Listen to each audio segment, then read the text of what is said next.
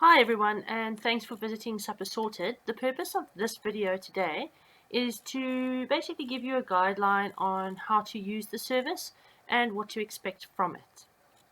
Okay, so I'm going to be starting from the home page, but you as a member will receive an email advising you that there is a new menu available, and you can basically click on the link from your email, but today we'll be going in from the home page.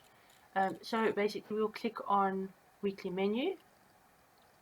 So each week we will give you a suggestion menu. As you can see, you have regular meals, carb conscious and vegan. Each menu has a supper suggestion Monday to Friday, as well as a dessert. And you will see the dessert, we try to keep it the same.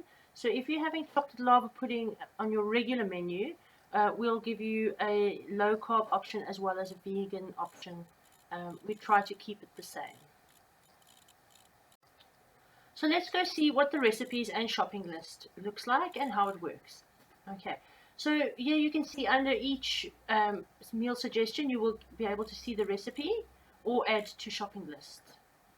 So we click on see recipe.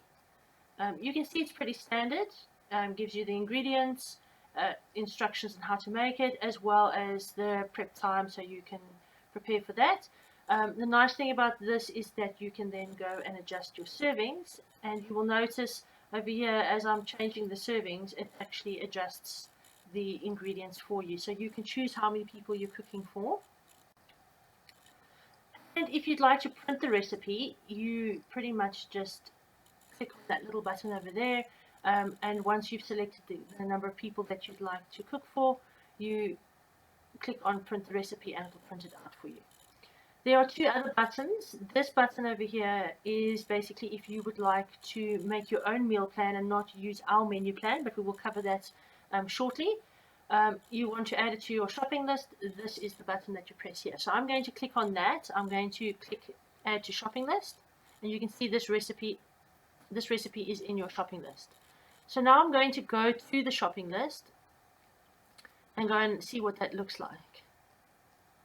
Okay, you need to add all the recipes to your shopping list because it doesn't automatically do it.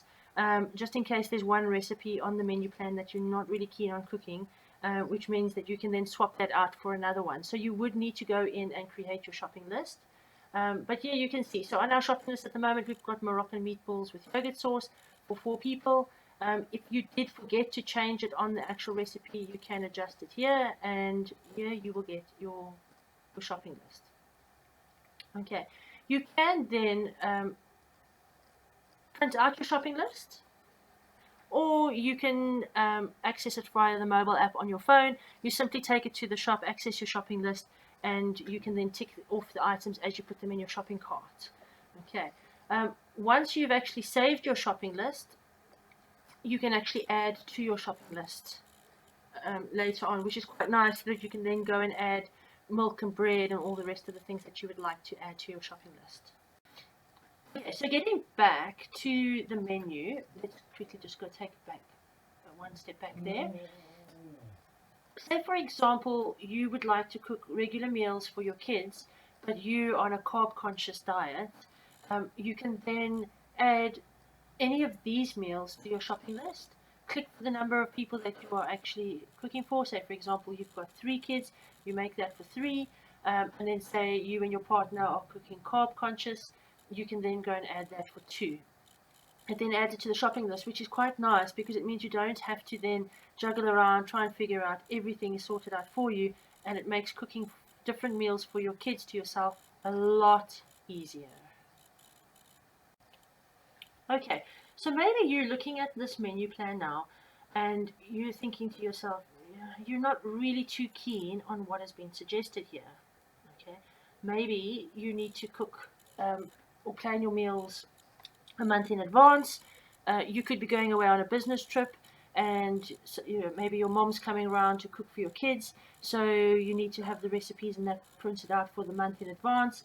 There are very, very many scenarios, and obviously there is a need for flexibility. And for that, we have the meal planner. So I'm going to quickly go to the meal planner and show you how that works. Okay.